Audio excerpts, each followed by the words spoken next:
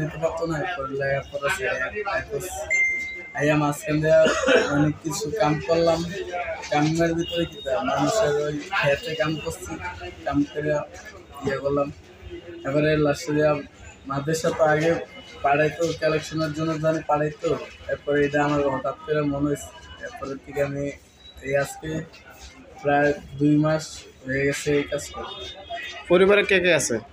পরিবারে আমার দাদা বউতার আছে সোয়াব, আর আমার ঘরে সৎমা। এর আগে তুমি কিরকম মোবাইল নিছো?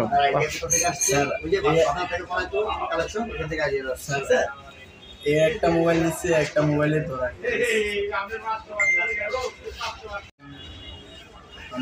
আমি এতিমখানা মাদ্রাসার মানে মৃত হইলে আর কি কালেকশন করে।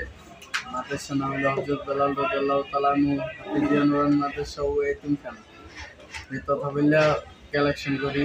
তারপরে যেরকম একটা মোবাইল লইয়ে করি যেরকম, তারপরে লাস্টে আমার বাড়ি আবিদ করে পুলিশ বাড়ি। আসসালামু আলাইকুম, আমি মোহাম্মদ আওলাদ হোসেন বলছি। আমার বাড়ি হচ্ছে দেবিদ্বার থানা, জয়পুর জেলা। আমি আজকে সকালে প্রায় আনুমানিক 11টায় আমার ছোটো বোনকে অসুস্থ, আমার ছোটো বোনকে নিয়ে সরকারি হাসপাতালে ভর্তি হই। তখনই আমি বাইরে আলোচনা করতেছিলাম বোনকে নিয়ে কী করা যায়, কী আসলে এই ধরনের একটা আলোচনা করতেই দরজাটা খোলা ছিল। তখন একজন, এই যে একটু আগে ভিডিওতে আপনারা যারা দেখলেন, ওই ছেলেটা মানুষের জন্য, এতিমখানার জন্য সাহায্য চাওয়ার পরে আমি ওনারা ডাক দিলাম, এদিকে আসো।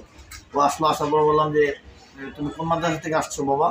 ও বললো একটা মাদ্রাসার নাম বলছে, কলসনাগর কি মাদ্রাসা জানি, ওই মাদ্রাসার ঠিকানা বললো। তখন আমি বললাম যে তুমি কিসে মানে কিসে পড়তেছো? আমি হাফজে পড়ি। আমার কেমন জানি তার আগে ডাউট হইলো, একটু কেমন জানি একটু মন ছিল, মানে আসলে ওরকম ছাত্র মনে হচ্ছে না।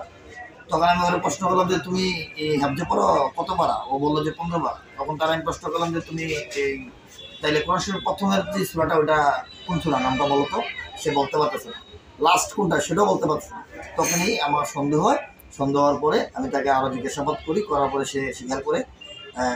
সে মাদ্রাসা আগে পড়তো, এই মাদ্রাসা থেকে ওই আগে তাকে দিয়ে যে করাইতো, এই কালেকশন করাইতো, হঠাৎ করে এই আইডিয়াটা তার মাথায় চলে আসে। আর ওইটাকে পুঁজি করে এসে এই অবস্থাগুলো করে। ফাঁকে যদি ক্লিয়ার পায়, কোথাও হসপিটালে লাইন ক্লিয়ার দেখে সুযোগ পায়, তাহলে এই ধরনের যে এই মোবাইলটা চুরি করছে, ও মোবাইলটা নিয়ে আসছে।